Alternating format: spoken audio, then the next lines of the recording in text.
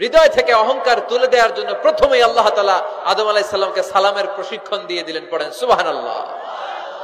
সাইয়েদনা আদমকে তৈরির পরে আল্লাহ বললেন, আদম সাল্লিম আলা উলাইকান নাফার, ও আদম সিজদা দেওয়ার দরকার নাই, জিকির করার দরকার নাই, অন্য কিছু করার দরকার নাই। সৃষ্টি করার পরে তোমার প্রতি আমার প্রথম আদেশ হলো ফেরেশতাদেরকে মুহূর্তেই তুমি সালাম দিয়ে দাও। কি দিয়ে দাও? আদম আলাইহিস সালাম আদেশ আসা মাত্রই সালাম দিলেন। মুহূর্তেই আদম আলাইহিস সালামের হৃদয় থেকে অহংকার দূর করে দিল কে?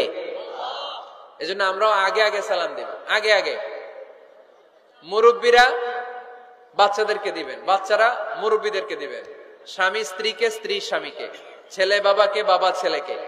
অনেক মুরব্বীরা বসে থাকে, আমি মুরব্বী আমি দিব কেন, ও আমারে দিব, বেয়াদব আছে না নাই? না, এগুলো বললেন না। বেয়াদব না বলে একটা কাজ করবেন, বেয়াদব না বলে আপনি সালাম দিয়ে দিবেন। বেয়াদব না বলে কি বলবেন? সালাম দিয়ে দিবেন। দেখবেন বারবার যখন সালাম দিবেন বাচ্চাটা বা ছেলেটা লজ্জায় পরে কিছুদিন পরে ওই বাচ্চাই আপনার আগে সালাম দেওয়া শুরু করবে। ঠিক কিনা? আমরা বদলা নিব না, আমরা বদলে দিব। মুসলমানরা কি বদলা নেয়? কি করে? বদলে দেয়। আমরা বদলা নেই না, আমরা বদলে দেই। ঠিক কিনা?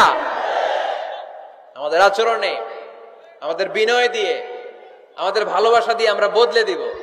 আমাদের ভালোবাসার কাছে হেরে যাবে গোটা পৃথিবী, জিতে যাবে আমাদের ভালোবাসা। চিল্লায় বলেন ঠিক কিনা? আগে সালাম দেন, আগে আগে সালাম দিবেন। জান্নাতীরা যখন জান্নাতে ঢুকবে ফেরেশতারা প্রত্যেক গেটে খালি বলবে সালাম সালাম সালাম, আল্লাহু আকবার।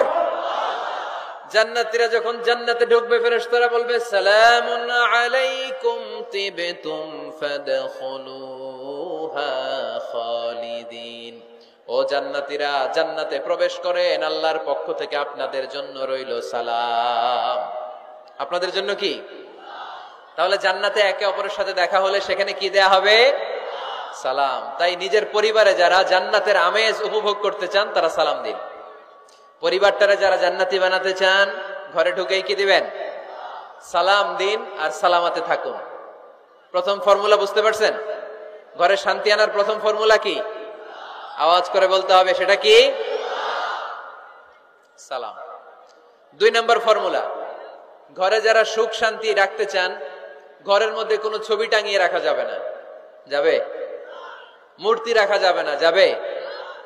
মুসনাদে আহমদ ইবনে হাম্বলের হাদিস, আল্লাহ রাসূল সাল্লাল্লাহু আলাইহি ওয়াসাল্লাম বলেন, লা ইন্নাল মালাইকাতা লা তাদখুলু বাইতান ফীহি তামাসিল ওয়া সূরা